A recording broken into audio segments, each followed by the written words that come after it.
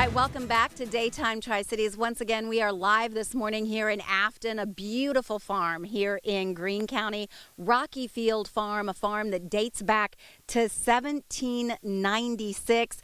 It's a special day, too, because normally Wayne and Pamela Hughes would both be working their other jobs, but today they're out here with us. And, of course, a beautiful farm property. And, Wayne, I know you were telling me you have done a lot of history on this farm that you grew up in. That's correct. Yeah, 1796 is a long time, so we're proud to keep it going, you know, and our plans are for it to extend on into the future generations as well. So we're happy with it. Yeah. And we're happy today to take a look back because I got to spend some time with Wayne. He took us out in his truck to show us some of the property, tell us a little bit more about the family history of this farm and where it's headed into the future.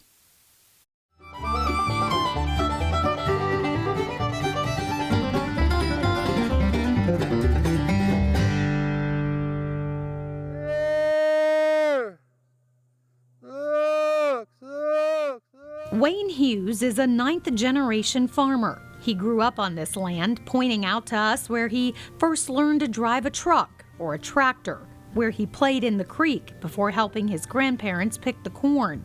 He has traced the farm all the way back through the generations. I got to see the deeds and the wills and the marriage bonds and the census records and the tax records, you know, and going all the way back to 1810.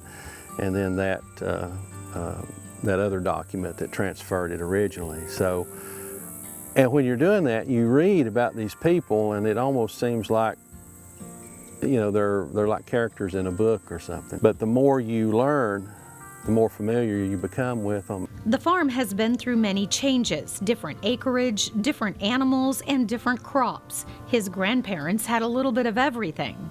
I mean, they were subsistence farmers. So at that time, of course, they had a big garden, and everybody had a milk cow or two, and then you had hogs and chickens. And it was that way up, you know, until, you know, when I was a boy, because we would have, our garden was down here, and my mom and papa lived up there in the house, and we lived right below them there in the trailer, and, you know, everybody had a part. Everyone played their role. Fast forward to the next generation, Wayne's dad raised tobacco and operated a dairy, bringing the farm into a more modern operation. He decided to bring it into the 20th century. He was of that generation that he thought that all the modern practices and inputs were what was necessary to come out of those, you know, mule days that they used to farm in. And so he plowed. I remember when he plowed the whole thing up, there were piles of lime all over the place, and he reseeded it with fescue and clover, which wiped out the native grasses, which took away the habitat for the quail. There used to be bobwhite quail all over the place here, and you could hear them hollering, and there hadn't been any here in years. Wayne switched from dairy to beef. He also purchased more of the surrounding property and made it his mission to try to take the farm back to where it used to be. It's something that you don't realize until you reflect and you look back on a lifetime and you see what happened and the results of what people did. And that's when you become aware of the importance of the preservation of it. He works now on revitalizing the soil and the grass, and he's already seeing the fruits of his labor. I've got some blue stem, little blue stem, big blue stem, Indian grass down there that I sowed, you know, preserving the waterways, trying to keep them clean, and sowing the native grass and using the regenerative practices of the rotational grazing and the bale grazing in the wintertime. Not using chemicals. He is also taking steps to preserve the land, putting it in an easement back in 2009, protecting the land forever.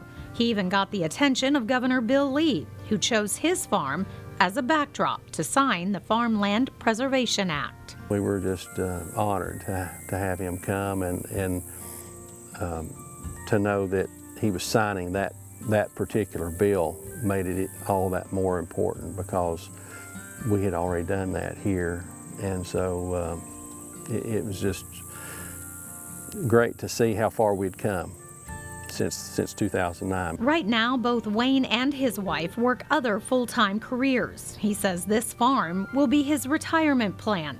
He enjoys taking care of the cattle, using rotational grazing with no added hormones or antibiotics. It's not a fancy farm by any means, but it's still here.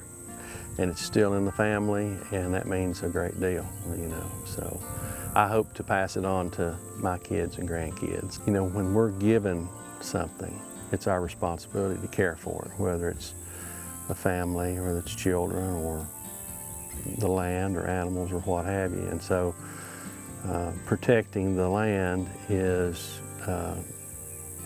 probably the best thing that we can do to recognize our Creator that blessed us with what we have.